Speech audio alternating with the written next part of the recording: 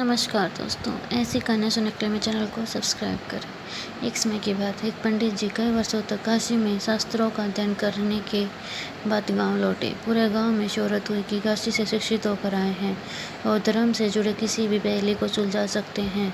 शोहरत सुनकर एक किसान उसके पास आया और उसने पूछ लिया, पंडित जी, आप हमें यह बताइए कि पाप का गुरु कौन है। प्रश्न सुनकर पंडित जी चकरा गए। उन्होंने धर्म व आध्यात्मिक गुरु तो सुने थे, लेकिन पाप का भी गुरु होता है, यह उसकी समझ और ज्ञान के बाहर था। पंडित जी को लगा कि उनका अध्ययन अभी अधूरा रह गया। वह फिर काशी लौटे, अनेक गुरुओं से मिले, लेकिन उन्हें किसान के सवाल का जवाब नहीं मिला। अचानक एक दिन उसकी मुलाकात एक गणिका का मतलब होता है वेश्या से हो गई। उसने पंडित जी से परेशानी का कारण पूछा तो उन्होंने अपनी समस्या बता दी।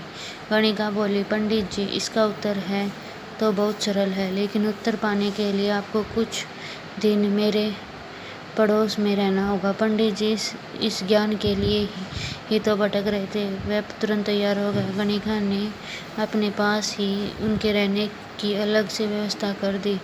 पंडित जी किसी के हाथ का बना खाना नहीं खाते, अपने नियम आचार या धर्म परंपरा के कट्टर अनुयायी थे।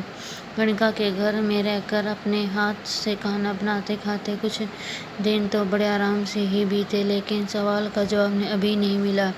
वह उत्तर की प्रतीक्षा में रहे। एक दिन गणिका बोली, पंडित जी, आपको भोजन पकाने में बड़ी तकलीफ होती है।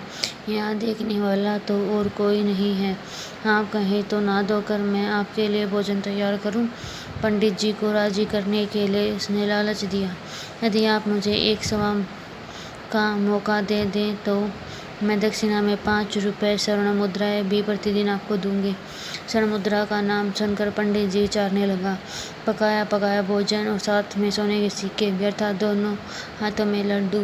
पंडित जी ने अपना नियम, व्रत, आचार, धर्म सब कुछ भूल गए। उन्होंने कहा, तुम्हारी जैसी इच्छा, बस विशेष ध्यान रखना कि मेरे कमरे में आते जाते तुम्हें कोई नहीं देख ले। पहले ही दिन कई बार के पकवान बनाकर उसने पंडित जी के सामने परोस दिया, पर जो ही पंडित जी ने खाना चाहा तो उसने सामने से परोसी हुई थाली खींच ली।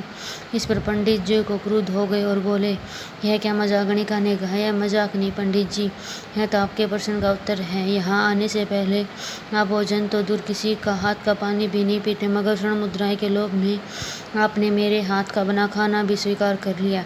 यह लोभ ही पाप का गुरु है। इस कहानी से हमें शिक्षा मिलती है, हमें किसी भी तरह का लोभ लालच को जीवन में अपनाए बिना जीवन जीने का प्रयास करना चाहिए। ऐसी कहानियाँ सुनने के लिए मेरे चैनल को सब्सक्राइब करें और मेरी कहानी सुनने के लिए आपका धन्यवाद दोस्तों।